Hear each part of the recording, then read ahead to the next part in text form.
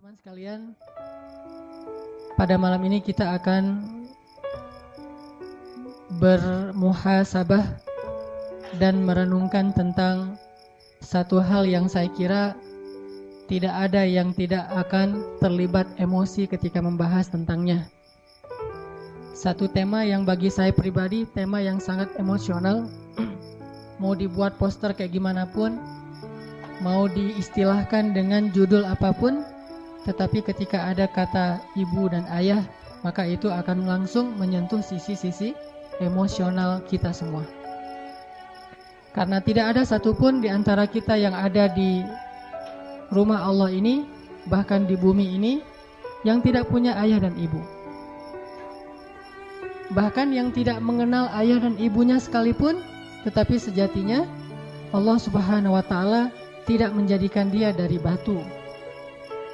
Dan dia tumbuh menjadi dewasa seperti saat sekarang ini juga bukan karena dia tumbuh secara otodidak sendiri.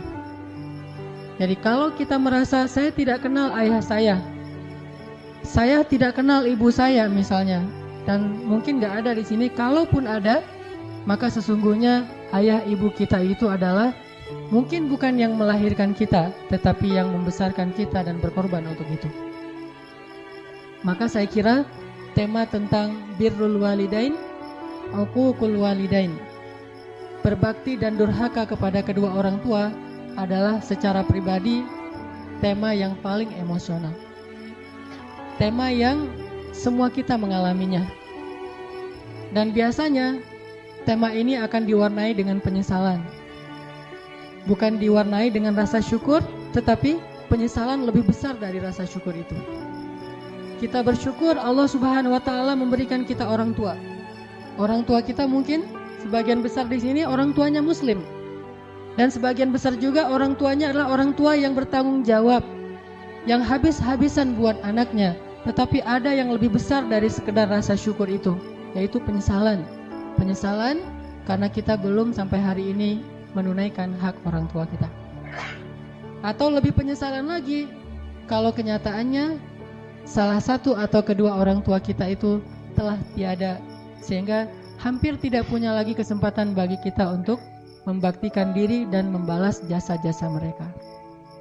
Maka teman-teman sekalian, tadi salah satu guru saya juga, adik saya juga, beliau adalah Bilal Ataki.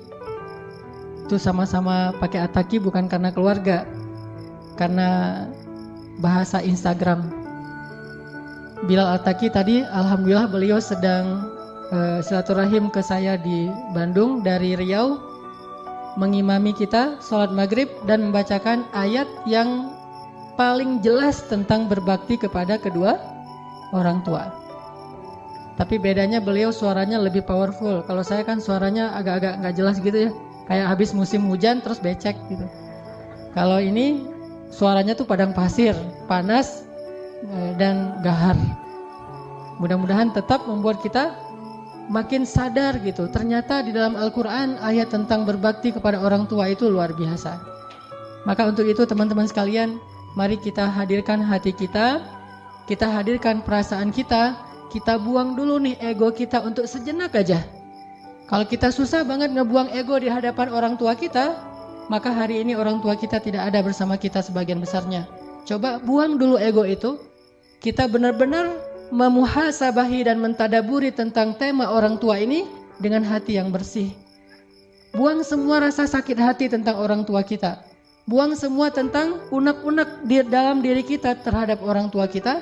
Hari ini kita hanya ingin mencari tahu tentang betapa lemahnya, betapa zalimnya kita kepada orang tua kita, tanpa berbicara sedikit pun tentang kesalahan orang tua kita, karena emang itulah pantasnya. Allah Subhanahu wa Ta'ala sendiri tidak mengatakan di dalam ayat tadi tentang dosa orang tua, kesalahan orang tua. Murni Allah mengatakan tentang kewajiban anak dan dosa anak kepada orang tua. Untuk itu mari kita ulangi lagi tadi ayat yang dibaca di sholat maghrib. Silakan buka mushaf, baik mushaf yang lembaran ataupun yang ada di HP. Surat Al-Isra, surat 17 Surat Al-Isra ayat 23. Kita baca bareng-bareng nih. Surat tentang orang tua kita. Surat Al-Isra surat 17 ayat 23.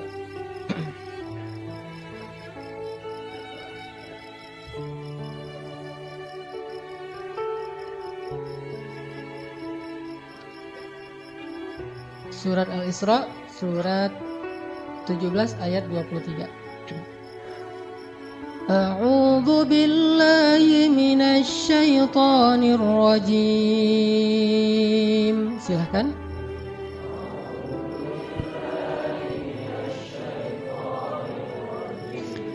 Bismillahirrahmanirrahim.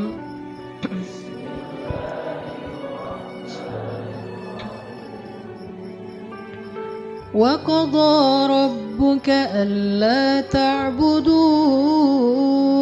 إِلَّا إِيَّاهُ وَبِالْوَالِدَيْنِ إِحْسَانًا.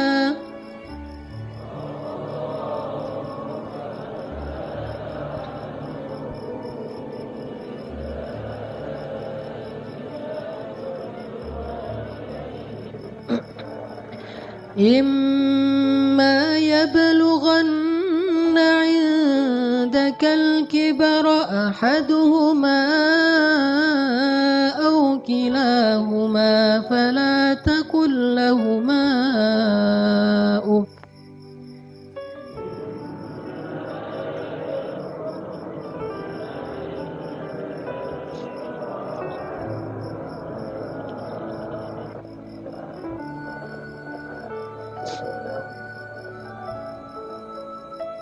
إِمَّا يَبْلُغَنَّ عِندَكَ الْكِبَرَ أَحَدُهُمَا أَوْ كِلَاهُمَا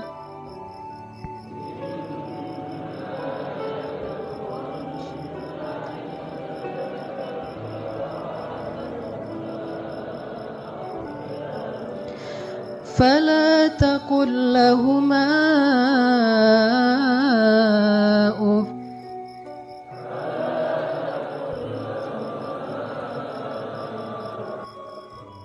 ولا تنهرهما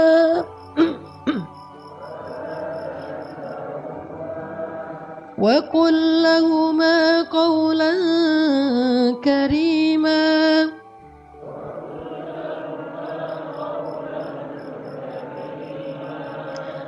فلا تقل لهما أف ولا تنهرهما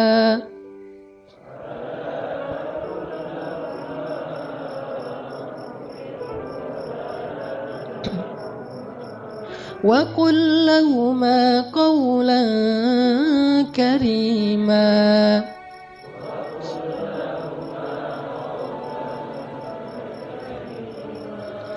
واخفض لهما جناح الذل من الرحمة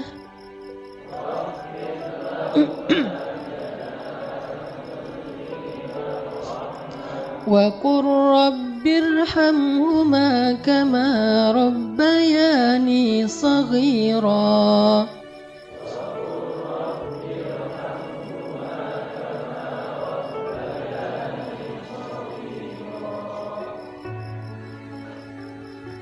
Dan Tuhanmu telah memerintahkan supaya kamu tidak menyembah selain Dia, dan hendaklah kamu berbuat baik kepada ibu bapakmu dengan sebaik-baiknya. Jika salah seorang di antara keduanya atau kedua-duanya sampai berusia lanjut dalam pemeliharaanmu, maka sekali-kali janganlah kamu mengatakan kepada keduanya perkataan uf, dan janganlah kamu membentak mereka, dan ucapkanlah kepada mereka perkataan yang mulia. Dan rendahkanlah dirimu terhadap mereka dengan penuh kasih sayang, dan katakanlah, Ya Rabbana, kasihanilah mereka berdua sebagaimana mereka telah mendidik aku sejak kecil. Wa qur rabbirhamhuma kama rabbayani shaghira, dan katakanlah, Ya Rabbi, kasihanilah mereka berdua sebagaimana mereka telah menyayangi dan membesarkan kami dari sejak kami masih kecil.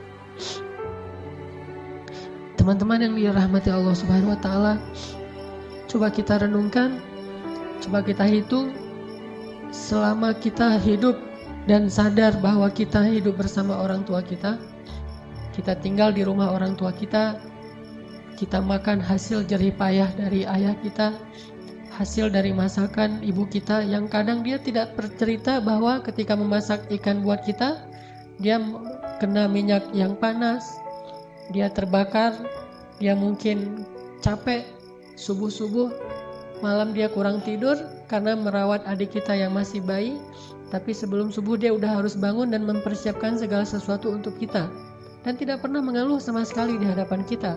Bahkan dia tidak mau mengeluh ketika kita menyakiti perasaannya. Coba renungkan dengan jujur, selama kita hidup bersama orang tua kita, berapa kali kita mengatakan uffin kepada kedua orang tua kita? Berapa kali kita bilang uff kepada ayah ibu kita? Padahal waktu itu ayah ibu kita belum merepotkan kita sama sekali.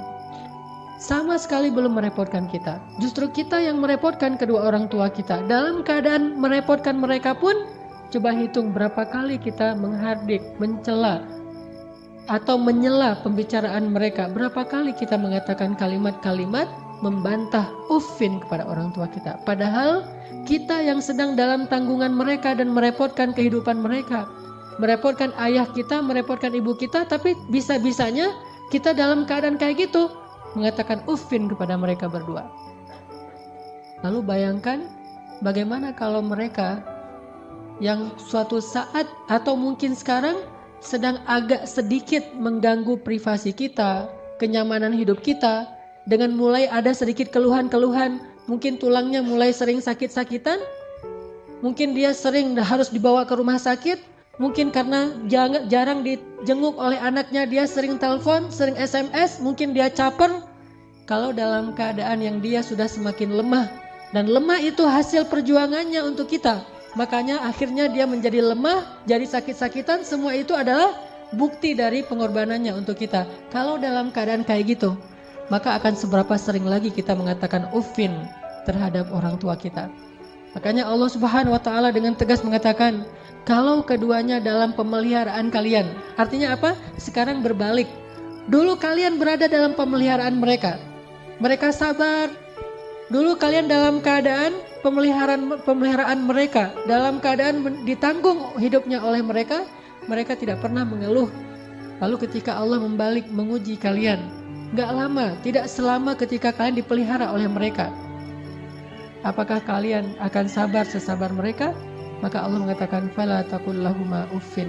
Jangan pernah menyakiti perasaan mereka dengan mengatakan uffin. Teman-teman sekalian, coba hitung.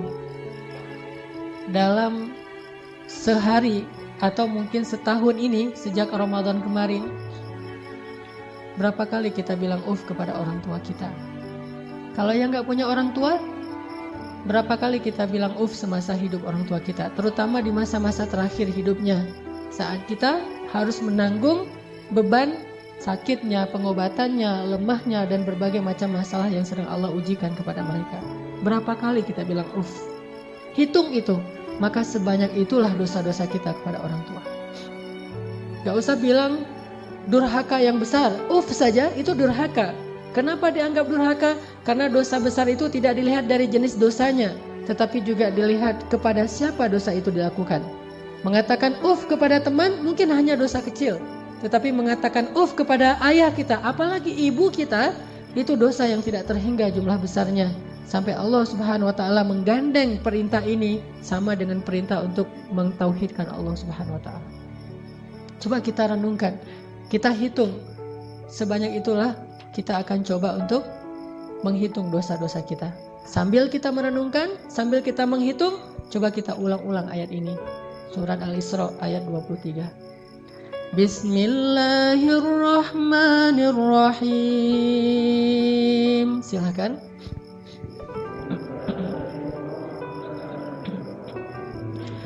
وَقَضَى رَبُّكَ أَلَّا تَعْبُدُوا إِلَّا إِيَّاهُ وَبِالْوَالِدَيْنِ إِحْسَانًا.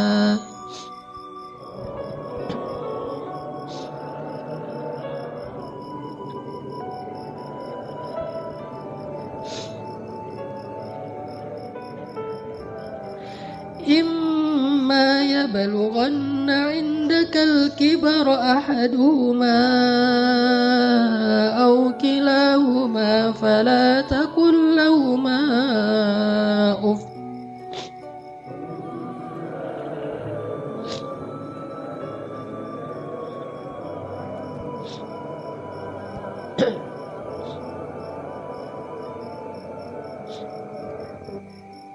Coba ingat, seandainya orang tua kita mulai sepuh, udah tua renta, apakah pernah ada adegan dalam kehidupan kita membentak orang tua kita sampai orang tua kita merasa ketakutan kepada anaknya sendiri? Orang tua kita nggak berani untuk mengatakan keinginannya, ingin dibuatkan atau ingin dimasak, ingin dibelikan satu masakan kesukaan dia. Saking takut dan saking kagetnya orang tua kita terhadap sikap kita yang pernah memarahi, membentak, bahkan kadang mencela orang tua kita. Coba ingat adegan itu yang pernah terjadi di suatu pagi di rumah kita kepada orang tua kita. Adegan yang pernah terjadi di suatu malam di hadapan orang tua kita.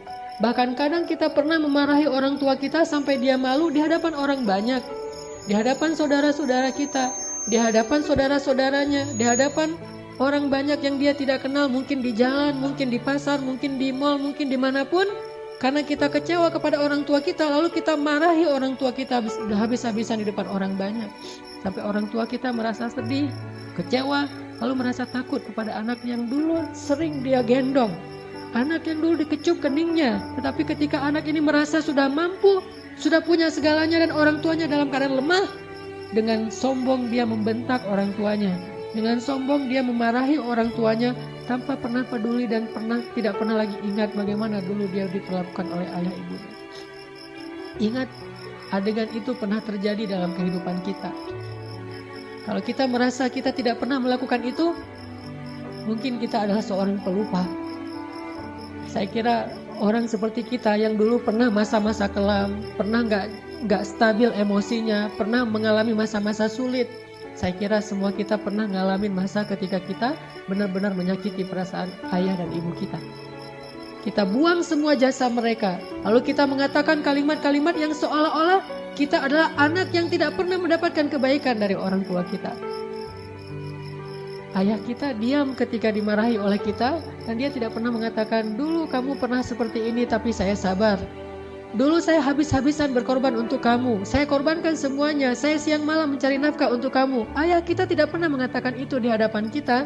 Dia tetap sabar menanggung semua ucapan-ucapan dan bentakan dari anaknya. Apalagi ibu kita. Apakah dia mengandung kita 9 bulan hanya untuk ketika kita lahir lalu membentaknya? Dia mengandung kita 9 bulan dalam kepayahan, gak bisa duduk, gak bisa tidur, gak bisa berdiri, jalan kemana-mana berat. Apakah hanya untuk melahirkan seorang anak yang congkak, sombong, yang kemudian membentak ibunya hanya karena kesalahan kecil yang dilakukan ibunya? Ingat, adegan itu pernah terjadi dalam kehidupan kita. Lalu coba baca perintah Allah. Sehingga pantas jika Allah Subhanahu wa Ta'ala sangat murka kepada anak sesoleh apapun dia, ahli tahajud sekalipun, tinggal di Masjidil Haram sekalipun, kalau dia durhaka kepada ayah ibunya, ini tidak ada nilainya di mata Allah Subhanahu wa Ta'ala. Imma yablughanna 'indakal kibara ahaduhuma aw kilahuma fala taqul lahumā uff.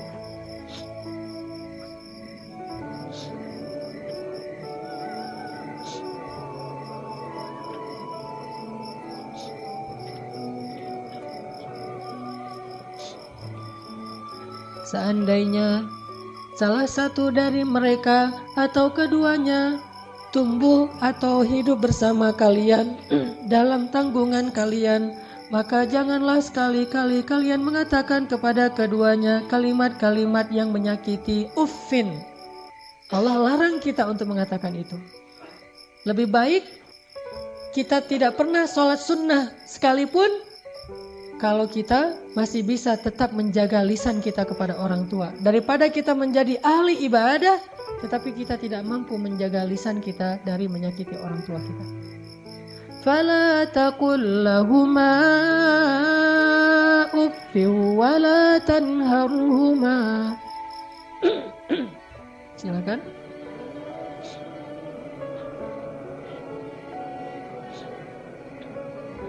فلا تقل لهما أف ولا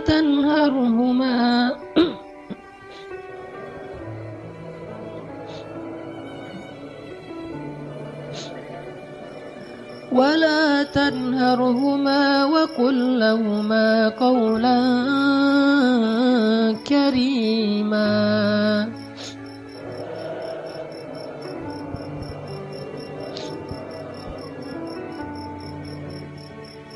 Fala taqul lahuma uffin. Kalimat uff ini adalah kalimat ketika seorang anak tidak mau mendengar ucapan nasihat dari orang tuanya. Dia berpaling, maka itu adalah kalimat uff. Dia tidak mengabaikan apa yang diucapkan oleh orang tuanya adalah kalimat uff. Orang tuanya belum selesai berbicara, dia sudah pergi, itu adalah kalimat uff. Orang tuanya memberikan usulan tetapi bagi dia itu sesuatu yang tidak penting, maka itu kalimat uff. Semua kalimat mengabaikan yang menyakiti perasaan orang tua kita adalah kalimat uff. Sedangkan wala tanharhuma adalah kalimat seorang anak yang merasa lebih benar daripada orang tuanya. Kalimat sombong, kalimat yang seorang anak merasa lebih tahu daripada orang tuanya. Atau bisa jadi orang tuanya melakukan satu kesalahan kecil, lalu anaknya melarang orang tuanya melakukan kesalahan itu. Ibu, jangan malu-maluin saya di depan umum.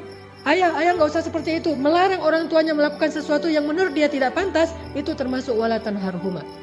Jangan larang dia, biarkan dia melakukan apa yang dia kehendaki selama itu bukan dosa besar. Bahkan apalagi urusan-urusan sepele di rumah tangga kita, mungkin dia melakukan sesuatu yang gak berkenan bagi kita. Katakanlah misalnya dia memakai baju yang menurut kita tidak selalu pantas. Katakanlah dia beradab dengan adab yang tidak terlalu kita senangi. Jangan larang dia, tetapi ajaklah dia bicara yang baik-baik. Jangan pernah melarang dia melakukan sesuatu yang membuat dia merasa disalahkan, yang membuat dia merasa sensitif, karena semua itu masuk wala tanharhuma. Terus apa yang harus kita lakukan? Wa qul lahuma qawlan karima. Katakan kepada keduanya ucapan yang karim, ucapan yang mulia. Bagaimana ucapan yang mulia? Disertai dengan senyum dari anaknya, dengan suara yang lemah lembut, dengan tetap menjaga perasaan orang tuanya. Itulah qaulan karimah.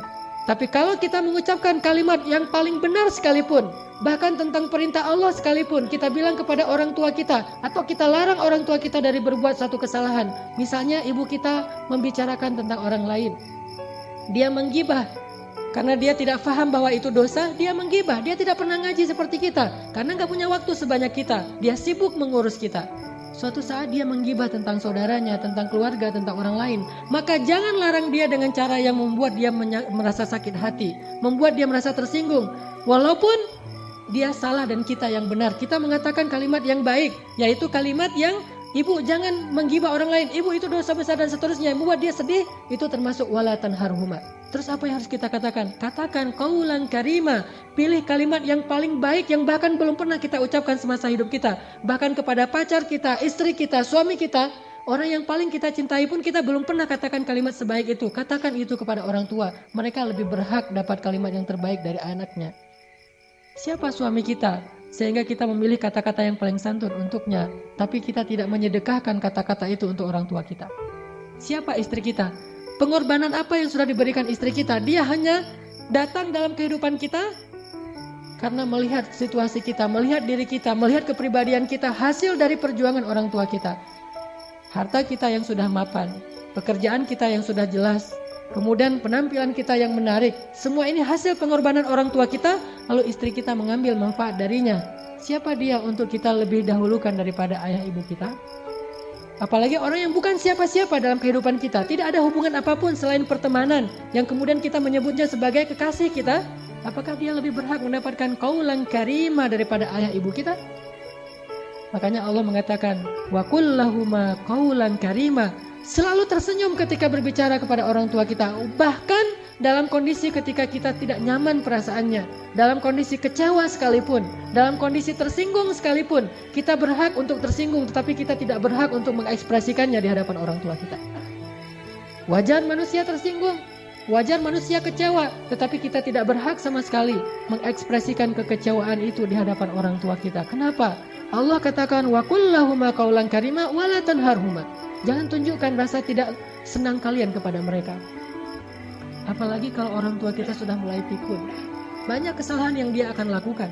Dia datang kepada kita punya budaya di keluarga bersama istri kita dan anak-anak kita. Dia datang dan melakukan hal-hal yang tidak sesuai dengan budaya di rumah kita.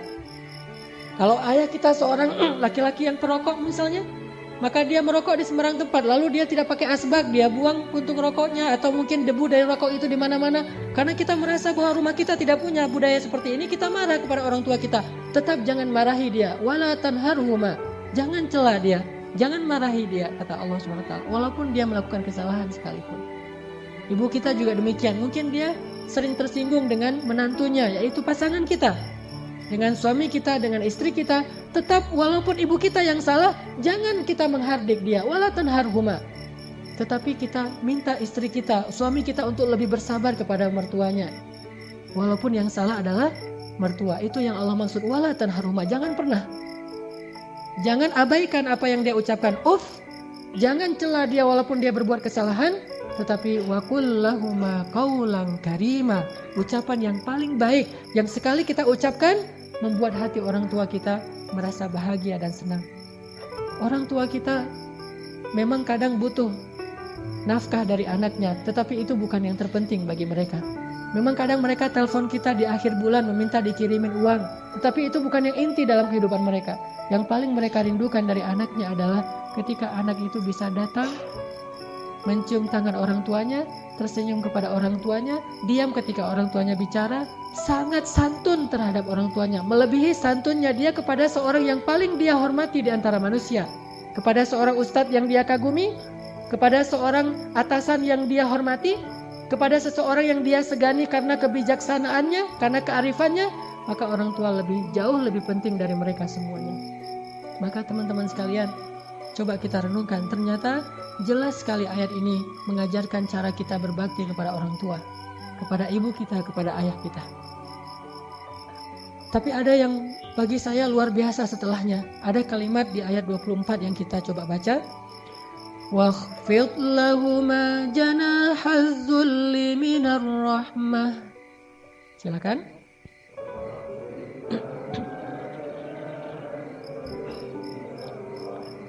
واخفض لهما جناح الذل من الرحمة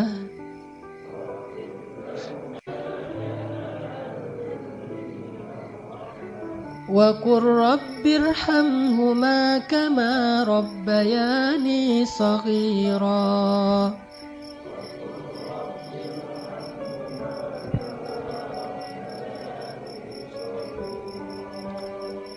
Dan rendahkanlah dirimu terhadap mereka berdua dengan penuh rasa kasih sayang. Rendahkan dirimu. Kalau dalam bahasa Arab kalimat wakhfid lahuma janahaz dzul itu adalah kalimat ketika kita merasa tidak ada apa-apanya dibandingkan mereka. Tidak boleh seorang anak walaupun dia seorang profesor, walaupun dia seorang pengusaha sukses, walaupun pendidikannya tinggi, walaupun wawasannya luas, walaupun hartanya berlimpah, walaupun pergaulannya itu luas sekali, sehingga orang tuanya kita anggap sebagai orang tua yang kolot, orang tua yang tradisional, orang tua yang tidak banyak tahu, orang tua yang tidak gaul, yang tidak update informasi, orang yang tidak punya ilmu seperti kita. Sama sekali kita tidak boleh merasa lebih dari mereka. Sama sekali tidak boleh. Kenapa? Ketika kita merasa lebih dari orang tua kita, menunjukkan kebodohan kita di hadapan Allah SWT. Allah tidak menyebut kita sebagai orang yang hikmah, sebagai orang yang arif, orang yang bijaksana, orang yang berilmu, orang yang alim, orang yang rasikhuna fil ilm. Tidak disebut sebagai orang yang musaqqaf, orang yang berwawasan. Tidak disebut sebagai orang yang cerdas, orang yang syatir. Tidak disebut itu di dalam Al-Quran kalau kita tidak bisa merendahkan diri kita di hadapan orang tua kita. Bukan rendah hati, bahkan rendah diri di hadapan orang tua kita. Orang yang cerdas itu bagi Allah adalah orang yang rendah diri di hadapan ibu bapaknya. Dia merasa bahwa dia tidak lebih tahu daripada orang tuanya. Walaupun dia tahu lebih daripada orang tuanya, tetapi dia tidak pernah merasa lebih tahu daripada orang tuanya. Sehingga ketika orang tuanya bicara, dia bisa menghargai semua yang diucapkan orang tuanya. Tidak mengatakan, itu nggak penting. Apa yang diucapkan orang tuanya menurut dia sesuatu yang tidak realistis. Zaman sudah berubah dan seterusnya dan seterusnya. Bahkan secara tidak sengaja, kadang kita mentertawakan ucapan orang tua kita. Kita mentertawakan kekolotan orang tua kita yang kadang-kadang tidak dia sengaja dia tunjukkan di hadapan kita dan anak-anak kita. Bahkan kadang kita mengajak pasangan kita, kita mengajak anak-anak kita untuk semuanya mentertawakan nenek mereka, mertua mereka, ayah atau ibu kita di hadapan orang banyak. Bakti seperti apa ini? Seorang anak kepada ayahnya dan kepada ibunya. Ketika kita sama-sama bersama keluarga kita, anak kita yang udah pintar megang gadget, istri kita yang di tangannya selalu ada HP. Sementara kita juga sibuk dengan ke pekerjaan kita. Apa yang ada di tangan ibu kita? Foto anaknya, foto kita ketika kita masih kecil. Dia rindu masa-masa ketika dia bisa memeluk anaknya yang sudah lama tidak memeluknya. Tapi dalam situasi kayak gitu kita mentertawakan orang tua kita. Siapa kita? Apakah kita menjadi seperti sekarang ini tanpa pengorbanan dari mereka? Maka Allah mengatakan wakhfid lahuma janahadzulli minar rahmah. Rendahkan dirimu di hadapan orang tuamu beserta dengan kasih sayang. Rendahkan diri dengan kasih sayang. Bahkan kalau kata Nabi ketika ada seorang laki-laki yang menawarkan diri untuk berjihad bersama Rasulullah, Rasulullah bertanya, apakah ibumu masih hidup? Dia mengatakan, ya Rasulullah, ilzam rijlaiha. Apa kalimatnya? Ilzam rijlaiha. Ilzam itu adalah terus menerus. Rijlai artinya dua kaki. Ha adalah perempuan. Maka terus meneruslah kamu seolah-olah berbakti kepada ibumu dengan kalimat terus meneruslah kamu mencium kaki orang tuamu atau ibumu. Disuruh cium kaki ibu kita oleh Rasulullah, ilzam rijlaiha, karena sesungguhnya di bawah kaki ibu kita saking rendahnya surga di mata Allah dibandingkan seorang ibu. Ternyata surga itu di bawah telapak kaki ibu. Ilzam rijlaiha kata Rasul. Bukan berjihad. Bagi kamu khusus bagi sahabat ini tidak berlaku bagi yang lain, tetapi ini pelajaran tetap sunnah Nabi. Bukan jihad yang terpenting bagi dia karena dia belum baik kepada ibunya. Bukan berdakwah kepada banyak manusia yang terpenting bagi dia amalannya. Bukan tahajud, bukan ibadah, bukan ke masjid setiap 5 waktu dalam sehari. Tetapi amalan yang paling penting bagi laki-laki ini adalah ilzam rijlai ummika. Maka ilzamlah, tunduklah kamu dan selalulah kamu berada di kaki ibumu. Selalulah kamu berada di kaki ibumu. Gak pantas bahkan seorang anak dengan kesombongan dia duduk di atas, ibunya di bawah. Atau setidaknya dia berduduk sama rata dengan ibunya. Anak yang paling cerdas, yang paling arif, yang paling dicintai Allah itu justru dia selalu duduk di bawah kaki ibunya. Dia manja kepada ibunya, dia memijit-mijit kaki ibunya yang mungkin dulu di masa yang dia masih kecil lelah. Bukan lelah sekarang, apa sih ibu mah kerjaan dari pagi tidur aja. Mungkin sekarang dia tidak lelah karena dia sudah tidak banyak pekerjaan, tetapi dia pernah sangat-sangat lelah ketika membesarkan kita. Maka kalau dulu kita tidak pernah memijit kakinya, sekarang kita balas. Kita mijit-mijit kaki ibu kita. Kita tanya ibu-ibu mau dipijit di bagian mana, di pundak atau di kaki atau di lengan. Pasti dia akan mengatakan tidak usah. Kalaupun dia meminta, maka kita berbahagia karena ibu kita menunjukkan apa yang harus kita lakukan. Sampai seorang salafus salih, ketika ibunya meninggal, dia menangis. Orang bertanya, ya Syekh, kenapa Anda menangis?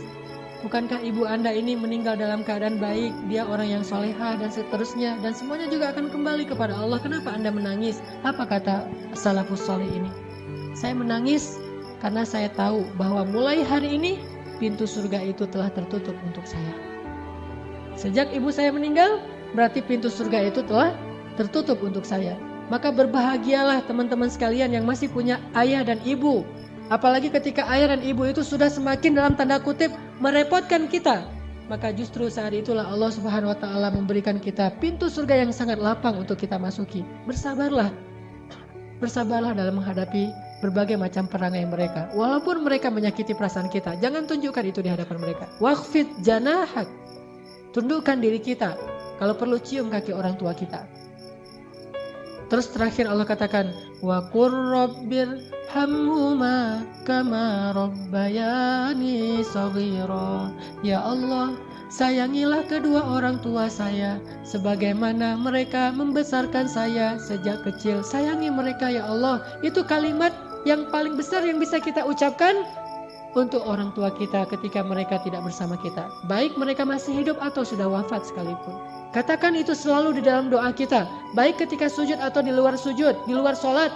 Wa qur rabbirhamhuma kama rabbayani shaghira. Itulah teman-teman, mudah-mudahan kita malam ini Allah beri hidayah untuk lebih sadar, membuang ego kita. Dan kalau perlu malam ini juga kita menelpon orang tua kita. Kalau yang dekat datangi orang tua kita. Kalau tidak ada orang tua, mertua kita, karena itu juga orang tua kita, cium kaki mereka, pijit kaki mereka, minta maaf kepada mereka, minta ampun kepada mereka. Mudah-mudahan keridhaan mereka akan menurunkan keridhaan Allah dan rahmat kepada kita. Insya Allah kita lanjutkan setelah sholat isya. Teman-teman sekalian, marilah kita buka firman Allah di dalam surat Luqman. Surat 31 ayat 14 dan 15. Surat Luqman masih tentang ayat berbakti kepada kedua orang tua yang ada di surat Luqman, surat 31 ayat 14 dan 15. Bismillahirrahmanirrahim.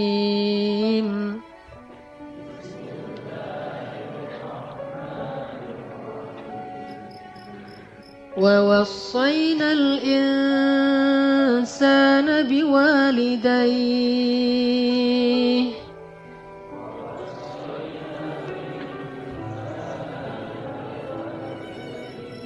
hamalathu وهنا على وهن وفصاله في عامين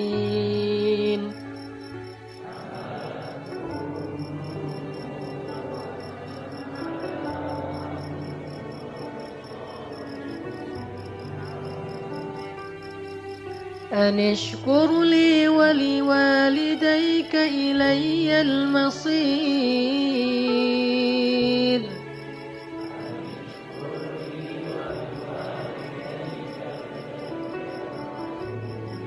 وإن جاهداك على أن تشرك بي ما ليس لك به علم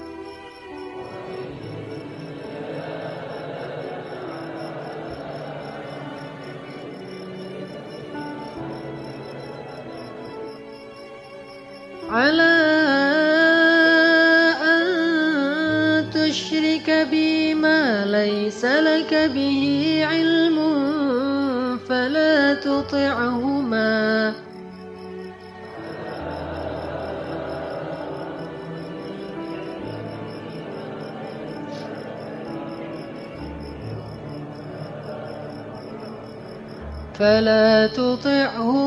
وصاحبهما في الدنيا معروفا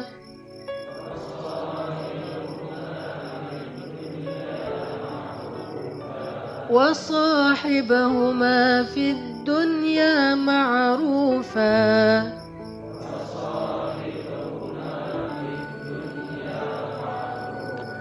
وصاحبهما في الدنيا معروفا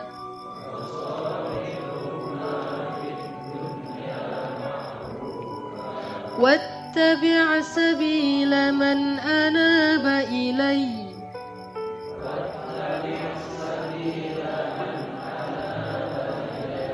ثم إلي مرجعكم فأنبئكم بما كنتم تعملون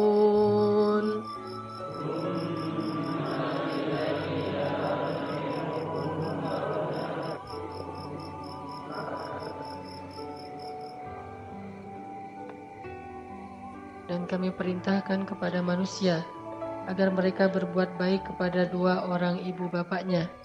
Ibunya telah mengandungnya dalam keadaan lemah yang bertambah-tambah dan menyapihnya dalam 2 tahun. Bersyukurlah kepadaku dan kepada kedua orang tuamu. Hanya kepada akulah kamu dikembalikan. Dan jika keduanya memaksa kamu untuk mempersekutukan aku dengan sesuatu yang kamu tidak punya ilmu tentangnya, maka janganlah sekali-kali kamu mengikuti keduanya, tetapi tetaplah temani keduanya di dunia dengan baik. Dan ikutilah jalan orang yang kembali kepadaku. Kemudian hanya kepadakulah kembalimu, maka kuberitakan kepadamu apa yang telah kamu kerjakan.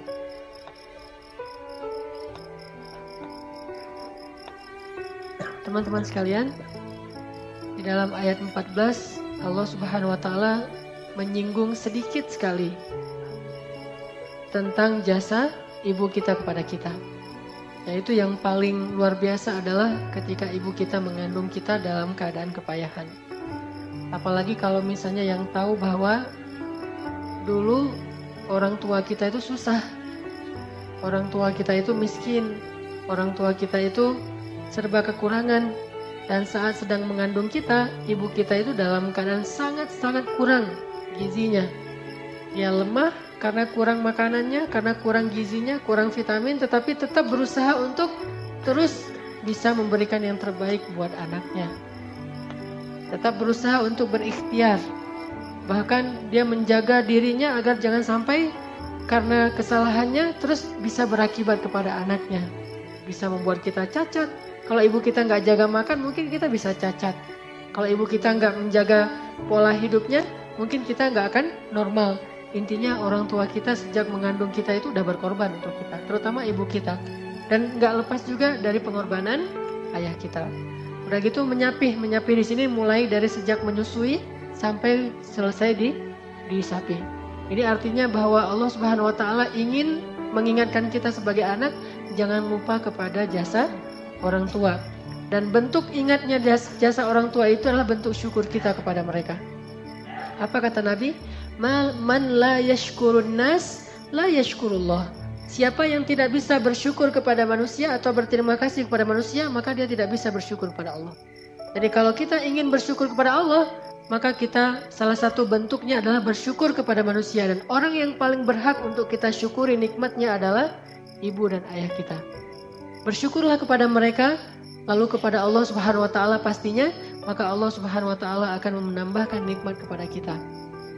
Arti bersyukur, setidaknya kita mengakui bahwa orang tua kita itu berjasa dalam hidup kita.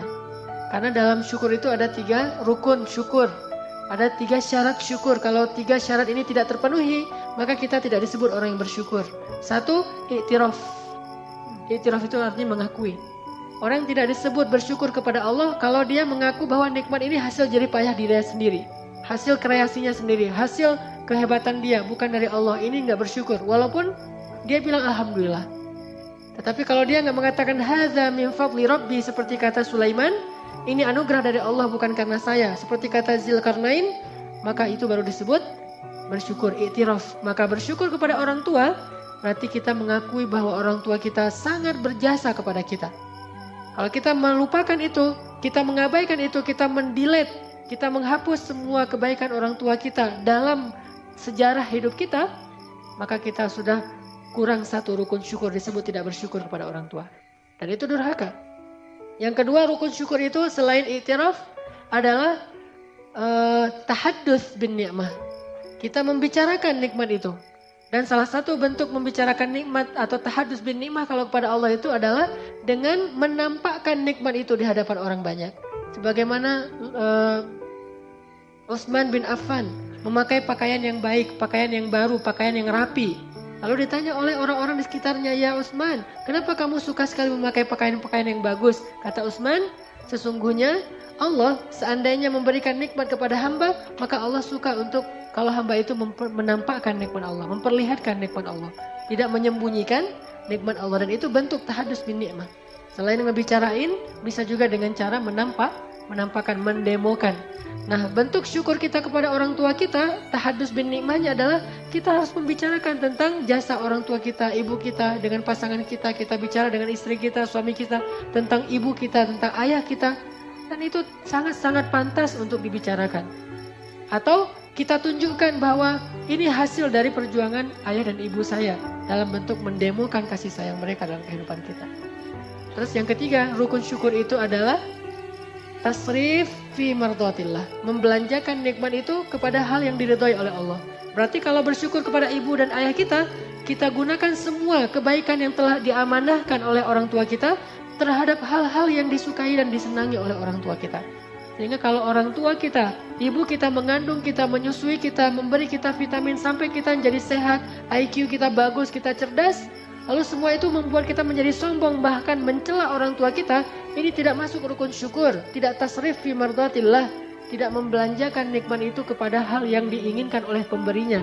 Maka kalau kita sadar bahwa kita dapat semua jasa dari orang tua kita, kemudian kita mengekspresikannya dalam bentuk demo kehidupan kita, maka yang terakhir adalah kita mencoba untuk menggunakan semua potensi baik dan nikmat itu ke dalam hal-hal yang diridhoi oleh orang tua kita. Ini syukur, kata Allah. Terus di ayat 15 Allah katakan, kalau keduanya memaksa kamu, jahadak. Memaksa itu ada yang dengan cara baik. Kalau dengan cara baik itu namanya bukan maksa, membujuk.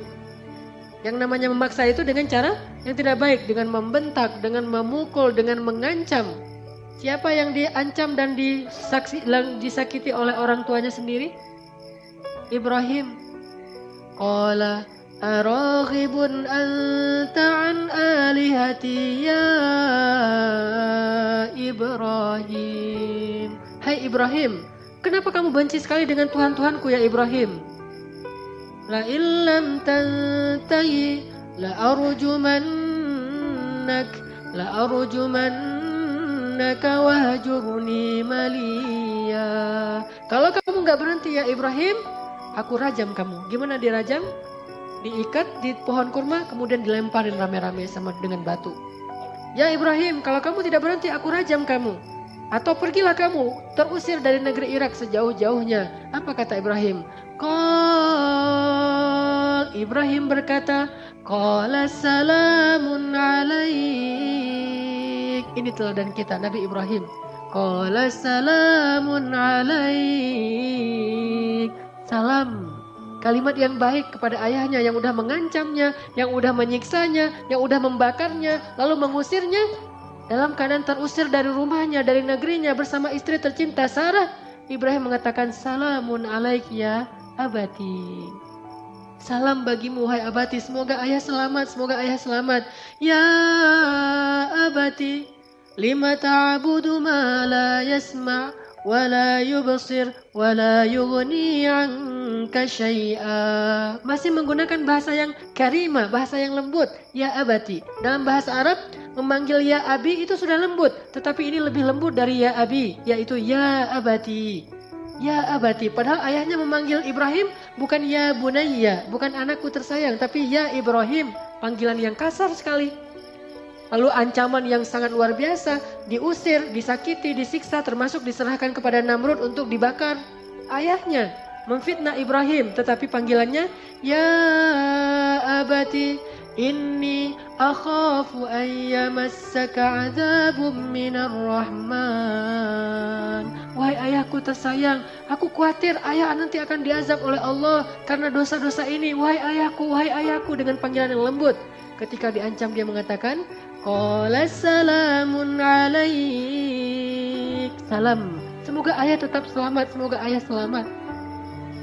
Kemudian qala salamun alaik. Sa'astaghfiru laka rabbi innahu kana bi hafiya. Ya Allah, ampunkanlah ayah saya. Ya Allah, ampunkanlah ayah saya. Terus mendoakan ayahnya. Wa a'tazilukum. Terpaksa aku harus meninggalkan kalian dengan apa yang kalian sebah, dan aku akan menghadapkan diriku kepada Allah. Enggak sama sekali menyakiti perasaan ayahnya. Enggak sama sekali mengatakan ya kafir. Padahal ayahnya seorang penyembah berhala, bahkan yang membuat berhala itu untuk disembah, lalu mengajarkan kaumnya cara menyembah berhala buatannya sendiri. Azar. Kenapa dia tidak mengatakan wahai orang yang paling kafir? Yang lain kafir, kamu yang paling kafir. Kamu yang membuat Tuhan-Tuhan palsu, Lalu kamu mengajarkan ritual cara menyembah Tuhan palsu, kamu juga ikut memimpin menjadi imam mereka dalam menyembah Tuhan yang palsu. Ya kafir. Tidak. Ya abati salamun alaik. Wahai ayahku tersayang, keselamatan bagimu. Sa'astaghfiru laka rabbi. Aku akan meminta ampun untukmu, wahai ayah. Dia pergi meninggalkan ayahnya dengan sedih. Bukan sedih karena berpisah saja, tetapi sedih belum bisa membawakan hidayah untuk ayahnya. Inilah seorang anak yang paling berbakti pada orang tua. Makanya kata Allah, wa in jahadak. Mungkin kita datang ke Masjid Al-Latif. Orang tua kita curiga. Yang dulunya anak saya pulang kuliah langsung pulang ke rumah. Yang dulunya anak saya kalau saya telepon lagi di mana, lagi jalan sama temennya. Sekarang dia sering pulang malam gara-gara ngaji di masjid. Yang pengajiannya ayah kita atau ibu kita belum tahu seperti apa. Mereka takut dengan berbagai macam isu di televisi, apalagi habis kejadian di Paris dan seterusnya, dengan munculnya ISIS dan seterusnya. Ayah dan ibu kita merasa khawatir, dan kadang-kadang ekspresi kekhawatirannya itu agak mengganggu kita, menyakiti perasaan kita, menghalang-halangi kita. Belum disuruh untuk kafir, baru dilarang untuk mengaji, belum dilarang untuk menyembah Allah. Sedangkan ayat ini melarang kita menyembah Allah dan bahkan menyuruh kita untuk kufur kepada Allah. Tapi Allah mengatakan, wasahibhuma fid dunya ma'rufa. Tetap temani, hidup bersama mereka di dunia secara baik. Jangan pernah sakitin mereka, walaupun kafir sekalipun. Yang paling kafir sekalipun. Siapa sahabat yang orang tuanya kafir dan bahkan melarang dia masuk Islam sampai dia nangis-nangis memaksa anaknya kembali kepada agama jahiliyah? Sa'ad bin Abi Waqqas. Ketika Sa'ad bin Abi Waqqas masuk Islam, ibunya ngosel-ngosel. Ibunya keluar rumah, kemudian tidur di halaman rumah. Dia berdebut seluruh tubuhnya, gak mau makan, gak mau minum, dan mengutuk anaknya. Kalau Sa'ad gak mau kembali ke rumah dan kembali ke agama nenek moyang, saya tidak akan pernah makan. Marah-marah gitu. Mendemokan di depan orang banyak, mengatakan Sa'ad sudah lupa.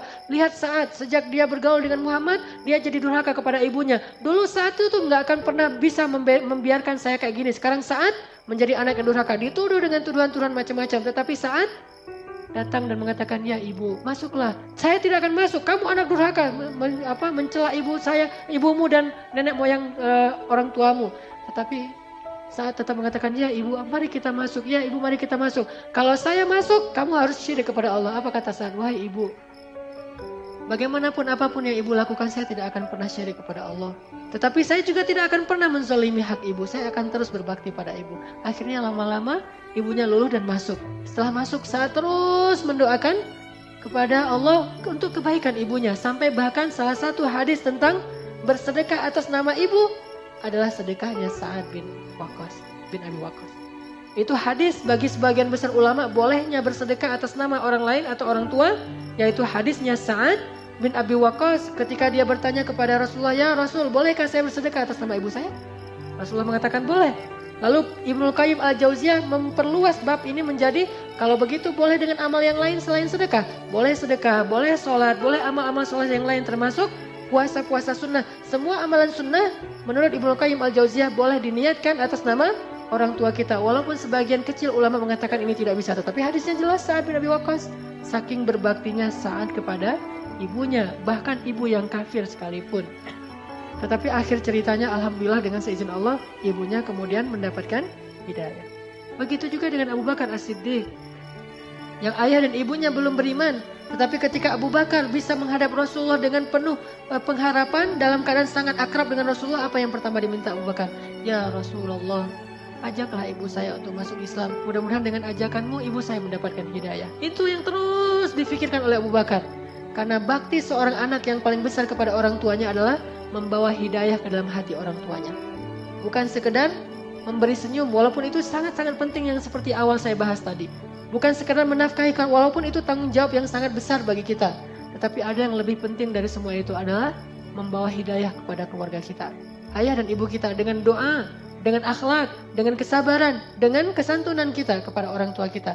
Sehingga orang tua kita akan bertanya, di mana kamu ngaji wahai anak? Nak, kamu ngaji di mana? Kenapa akhlak kamu sudah berubah menjadi jauh lebih baik sekarang? Sudah makin bagus, sudah semakin indah, semakin berbakti pada orang tua. Maka kita mengajak orang tua kita untuk sama-sama mengaji dan belajar tentang agama Allah. Teman-teman sekalian, ada satu hadis penting nih dari Rasulullah SAW tentang berbakti pada orang tua.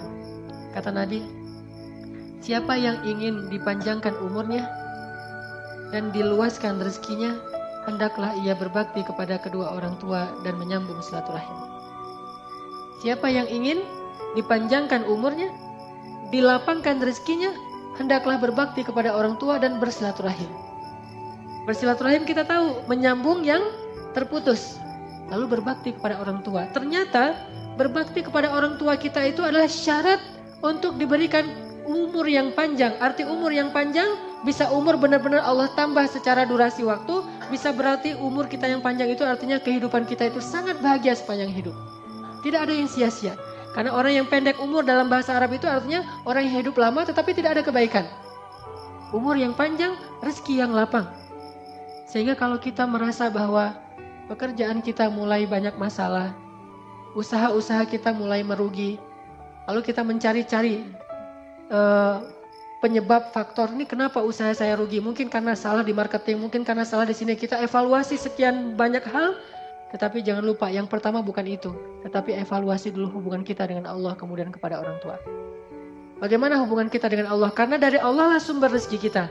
Lalu bagaimana dengan orang tua? Karena orang tua kita lah pintu rezeki. Kalau sumbernya telah memberikan kepada kita rezeki, tapi pintunya kita ditutup, tetap kita nggak akan mendapatkan rezeki itu. Kalau kita punya masalah di kantor kita, datang kepada ibu dan ayah kita.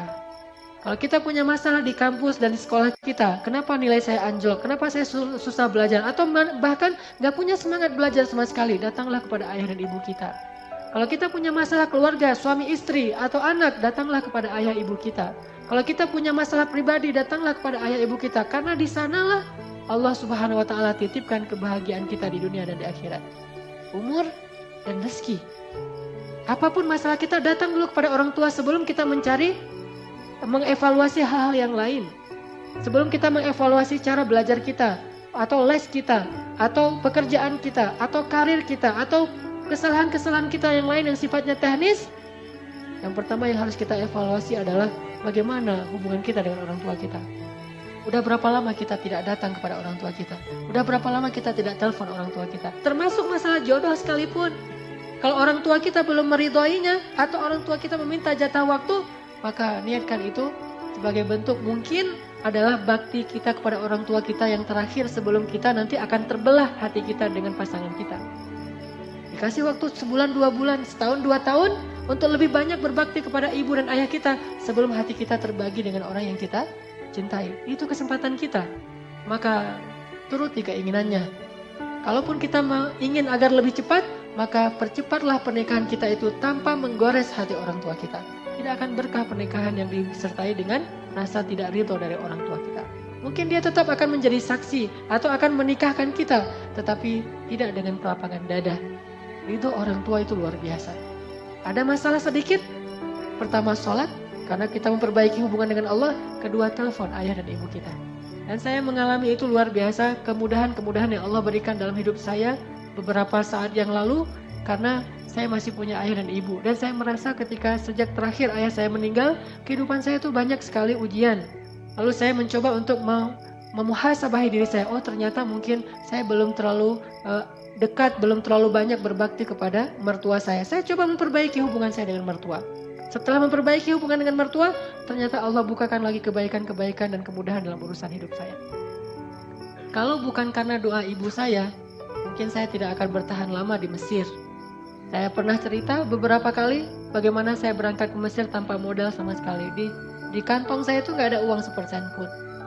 Satu-satunya modal saya adalah doa dari ibu saya yang mengantarkan saya ke bandara. Dan yang membuat saya sedih, tanpa saya ketahui ternyata saat di bandara itu adalah saat terakhir saya bertemu dengan ibu saya. Dan tidak akan bertemu lagi, kecuali mudah-mudahan harapannya bertemu di surga. Kenapa? Ketika saya berangkat ke Mesir, 4 tahun berselang kemudian ibu saya menjadi korban tsunami dan meninggal dunia. Dan alhamdulillahnya yang saya syukuri, seminggu sebelum terjadi tsunami, alhamdulillah Allah gerakkan hati saya sehingga saya telepon ibu saya. Saya ngobrol panjang lebar, itu telepon yang paling panjang antara saya dengan ibu saya seminggu sebelum terjadi tsunami. Dan saya masih terngiang-ngiang nasihat dari ibu saya. Di sini ada adik saya, dia tahu hari-hari terakhir, saat subuh terakhir bagaimana keadaan ibu saya yang beliau biasanya tuh habis sholat subuh itu cuma berdoa sebentar kemudian sibuk dengan urusan rumah. Tapi hari itu alhamdulillah habis sholat subuh ibu saya tidak berhenti berzikir. Terus sampai terjadi gempa. Dari azan subuh Sampai jam 9 kurang lebih terjadi gempa, beliau dalam keadaan terus berzikir dan alhamdulillah meninggalnya dalam keadaan tenggelam atau kena tsunami, dan itu salah satu meninggal yang mendapatkan pahala syahid. Tetapi ada hal yang perlu saya ambil pelajaran di sini. Bagi kita yang masih punya orang tua, jangan berpikir bahwa kita akan bisa menemani mereka dalam waktu yang lama. Kita tidak tahu usia kita atau usia orang tua kita. Selagi ada kesempatan, raih pintu surga itu. Karena ketika mereka sudah kembali kepada Allah, berarti saat itu juga pintu surga telah ditutup dari jalan orang tua kita. Teman-teman, ayo malam ini juga kita telepon orang tua kita, minimal kita SMS orang tua kita, kalau bisa menemui, kita temui orang tua kita, sehingga kita bisa meminta maaf dan ampun di hadapan orang tua kita. Pastinya banyak sekali kesalahan-kesalahan yang pernah kita buat. Kalau kita mau tahu gimana beratnya jadi orang tua, bagi yang sudah menikah dan punya anak sekarang ngerasain gimana susahnya jadi orang tua. Saya ngerasain gimana beratnya jadi seorang ayah. Padahal kehidupan saya jauh lebih nikmat ketimbang ayah saya dulu. Ayah saya berangkat ke tempat kerja, beliau tukang pangkas. Beliau berangkat pagi-pagi, pulang malam dengan mengendarai sepeda yang berjarak sekitar 12 km setiap hari. Pulang balik 24 km naik sepeda ontel. Naik sepeda setiap hari. Hujan, panas, dingin, dan beliau tidak punya jas hujan. Sehingga kalau hujan ya sudah hujan. Kehujanan pulang ke rumah dalam keadaan basah kuyup, paling-paling yang beliau tutup, dan saya masih ingat yang sering beliau lakukan tuh kalau lagi hujan besar hanya menutup kepala dengan kain kantong kresek. Cuma itu pelindung dari hujan, yang lain semuanya kehujanan sepanjang jalan. Padahal kehidupan beliau jauh lebih sulit. Saya aja yang sudah lebih nyaman, kemana-mana mungkin bisa pakai kendaraan roda 4, bisa kendaraan roda 2, terserah saya. Dan jarak bekerjanya tidak terlalu jauh, kemudian pekerjaannya bukan memangkas, bukan yang berdiri terus, gampang dihormati orang, dikasih makan dan seterusnya. Tapi merasakan betapa beratnya menjadi seorang ayah. Terus gimana perasaan ayah saya yang jauh kehidupannya lebih sulit dari saya? Maka sekarang rasakan pengorbanan orang tua kita melalui apa yang sekarang kita rasakan menjadi seorang ayah dan ibu. Mudah-mudahan itu akan membuka hati kita. Ternyata pengorbanan mereka itu luar biasa dan kita aja yang gak sadar. Mudah-mudahan teman-teman semuanya bisa mengambil manfaat dari muhasabah ini. Marilah kita tutup dengan sama-sama berdoa, terutama doa kita untuk kedua orang tua kita, kepada kedua mertua kita, kepada saudara-saudara kita, dan terhadap kaum muslimin di seluruh dunia.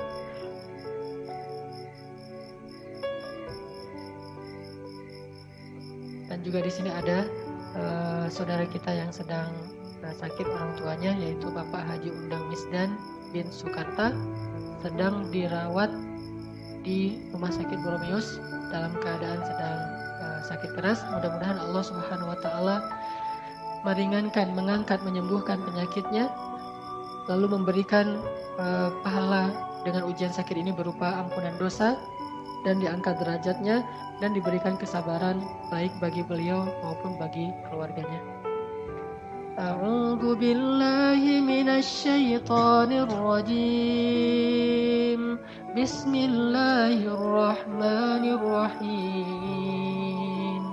Alhamdulillahi rabbil alamin. Alhamdulillahi rabbil alamin hamdan yuwafi ni'amahu wa yukafi'u mazidah. Ya Rabbana lakal hamdu kama yanbaghi li jalali wajhikal karim wa 'azimi sultanik. Alhamdulillah, segala puji bagi Allah. Alhamdulillah, atas limpahan nikmat Allah. Alhamdulillah, atas nikmat hidayah. Alhamdulillah, atas nikmat iman. Alhamdulillah, atas nikmat Islam. Alhamdulillah, atas nikmat taubah. Alhamdulillah, atas nikmat hijrah. Alhamdulillah, atas nikmat Al-Quran. Alhamdulillah, atas nikmat ibadah. Alhamdulillah, atas nikmat keluarga. Alhamdulillah, atas nikmat keluarga. Alhamdulillah, atas nikmat diberikan seorang ayah. Alhamdulillah, Diberikan ibu yang paling mencintai kami, alhamdulillah. Diberikan malaikat pasangan kami, alhamdulillah. Diberikan anak-anak penyejuk hati kami, alhamdulillah. Diberikan kemudahan rezeki, alhamdulillah. Dipilihkan untuk kami sebagai umat Muhammad, alhamdulillah. Alhamdulillah. Alhamdulillahi Rabbil Alamin. Allahumma ghfir lana dhunubana ya Allah. Ighfir lana dhunubana ya Allah. Ighfir lana dhunubana ya Allah. Ya Ghaffar, betapa banyak dosa kami ya Allah. Betapa banyak kesalahan kami ya Allah. Betapa sering kami melakukan maksiat di hadapan-Mu ya Allah. Betapa sering kami menyombongkan diri dari-Mu ya Allah. Betapa sering kami mengabaikan perintah-Mu ya Allah. Betapa sering kami melanggar larangan-Mu ya Allah.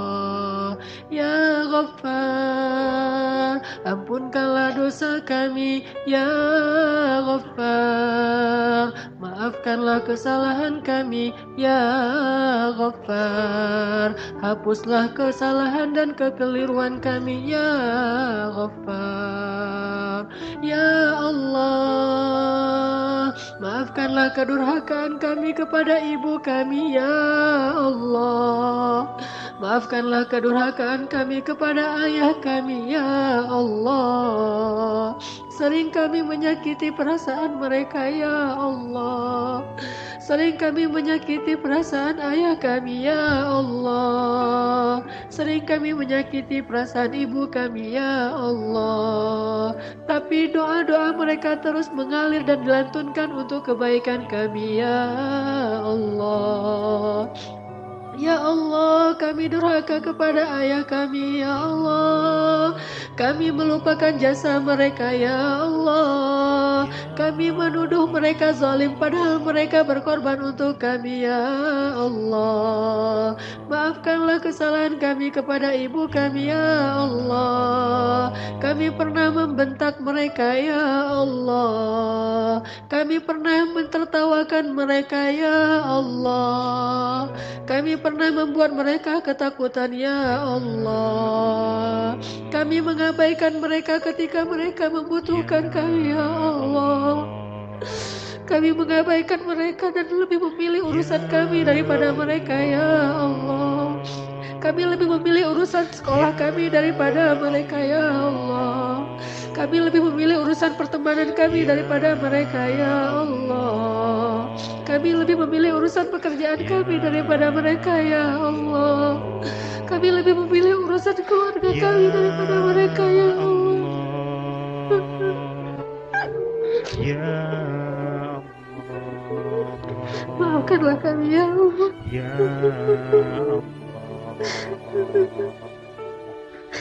Maafkanlah kami ya Allah. Kami lebih memilih kesenangan kami ya Allah. Kami pura-pura sibuk padahal kami tidak terlalu sibuk ya Allah. Kami pura-pura tidak ada waktu padahal kami punya banyak waktu luang untuk hal lain ya Allah. Kami membiarkan mereka sakit sendiri dan hanya dirawat oleh seorang pembantu ya Allah. Kami hanya menelpon dari kejauhan dan tidak mendatangi mereka ketika mereka butuh kami ya Allah. Maafkan kami ya Allah. Bahkan ketika mereka wafat kami tidak datang untuk mensalati mereka ya Allah. Ketika mereka wafat kami tidak memandikan mereka ya Allah. Padahal ketika nafas terakhir mereka hembuskan hanya kami yang mereka ingat ya Allah. Ya Allah. Ya Allah. Ya Allah. Allahumma ighfirli wali walidayya wali walidayya ولوالدي رب اغفر لي ولوالدي ولوالدي ولوالدي. Ya Allah, ampunkanlah dosaku dan kedua orang tuaku ya Allah. Waliwalidayya ya Allah, waliwalidayya ya Allah. Rabbighfirli waliwalidayya waliwalidayya warhamhuma kama rabbayani shaghira. Mari kita ucapkan doa ini bersama-sama. Rabbighfirli waliwalidayya waliwalidayya. Ingat wajah ibu kita. Waliwalidayya Rabbighfirli waliwalidayya. Ingat wajah ayah kita. Waliwalidayya. Ingat wajah ibu kita. Waliwalidayya Rabbighfirli waliwalidayya.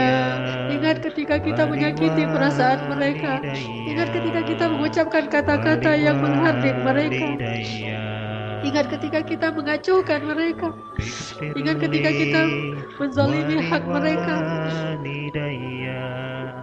Waliwalidayya waliwalidayya warhamhuma ya Allah, warhamhuma ya Allah, warhamhuma ya Allah, warhamhuma ya Allah, warhamhuma ya Allah, warhamhuma ya Allah, warhamhuma ya Allah. Kirimkan doa kita kepada orang tua kita yang telah meninggal dunia, kepada orang tua kita yang sangat merindukan doa kita di dalam alam kubur mereka. Kirimkan doa kita untuk orang tua kita, ayah dan ibu kita yang sekarang berada di dalam alam barzakh. Mereka sangat butuh doa-doa dari kita. Waliwalidayya waliwalidayya waliwalidayya. Ayo kita doakan bersama-sama. Rabbighfirli waliwalidayya waliwalidayya waliwalidayya. Rabbighfirli waliwalidayya. Mudah-mudahan doa kita akan mengangkat derajat orang tua kita. Mudah-mudahan doa kita akan membahagiakan orang tua kita di kuburnya. Mudah-mudahan doa kita akan menggugurkan dosa-dosa orang tua kita. Waliwalidayya waliwalidayya waliwalidayya warhamhuma ya Allah, warhamhuma ya Karim, warhamhuma ya Rahim, warhamhuma ya Rabbal Alamin.